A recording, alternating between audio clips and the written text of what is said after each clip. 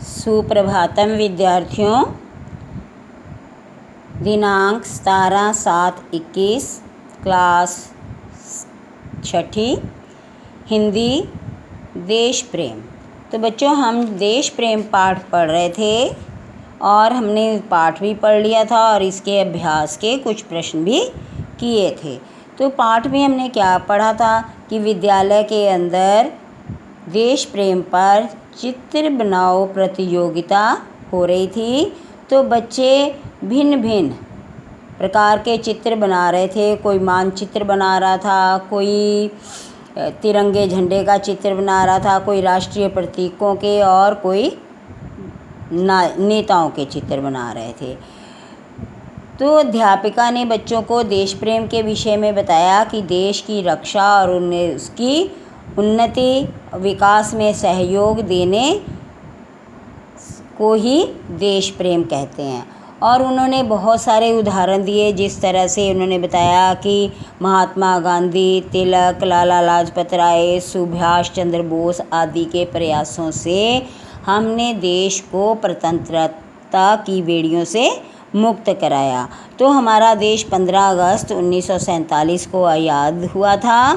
और उन्होंने बच्चों को इस बात के लिए प्रेरित किया कि उनके अंदर भी देश प्रेम की भावना होनी चाहिए और बड़े ही परिश्रम और निष्ठा से उन्हें देश के विकास के लिए कार्य करना चाहिए। हमारी युवा पीढ़ी का ये कर्तव्य है कि देश के विकास में वो सहयोग दे।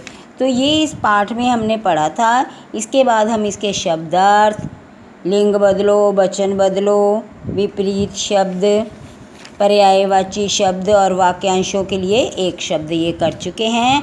आज हम करेंगे शुद्ध शब्द, शुद्ध अशुद्ध जिसको बोलते हैं। ठीक है, तो आपको अशुद्ध शब्द दिए होंगे, आपने उनको शुद्ध करना है। जिस तरह से यहाँ पे देखो कैसे दिया हुआ, भूकंप, माँ पूरा दिया हुआ है तो शुद्ध क्या होगा, भूकंप। आधा माँ। संस्कृति, संस्कृति नहीं होता, क्या होता है, आधा स होता है, पूरे सा नहीं, पहला स पूरा फिर आधा कृति। प्राकृतिक, इसको क्या शुद्ध शब्द क्या है, प्राकृतिक। महात्मा, आधा त आएगा इसमें। शांति, शांति में छोटी की मात्रा। संपत्ति, संपत्ति में भी छोटी की मात्रा। शिष्टाचार, तो शिष्टाचार जो शब्द है उसमें देखो स डाला हुआ, जबकि हम क्या बोलते हैं, शिष्टाचार। तो श षटकोण वाला आधा पड़ेगा। ये देखो शुद्ध शब्द, भूकंप, संस्कृति, शांति, संपत्ति, प्राकृतिक, महात्मा, शिष्टाचार। अब हम करेंगे वाक्यों में प्रयोग करो। तो पहला शब्द है हमारा ध्वज। ध्वज का मतलब क्या होता है, झंडा। लाल किले पर तिरंगा ध्वज लहरा रहा है, या हमारे ध्वज में 3 रंग हैं। संकल्प क्या होता है, संकल्प मीन्स दृढ़ निश्चय। मैंने दहेज ना लेने का संकल्प किया। अर्पित, मैं अपनी सेवाएं देश के प्रति अर्पित करता हूँ, मतलब अर्पण करना। मातृभूमि, आपको पता ही होगा, भारत हमारी मातृभूमि है। विस्फोट, मंदिर के बाहर भयंकर विस्फोट हुआ। विस्फोट में धमाका। संग्राम, स्वतंत्रता संग्राम में कई वीर शहीद हुए। संग्राम क्या होता है, युद्ध। नेक्स्ट है आकार, इस बल्ले का आकार ठीक नहीं, आकार मीन्स आकृति। पर्यावरण, हमें अपने आसपास के पर्यावरण को प्रदूषण से बचाना चाहिए। निमग्न, महात्मा जी प्रभु भक्ति में निमग्न मीन्स लीन हो गए।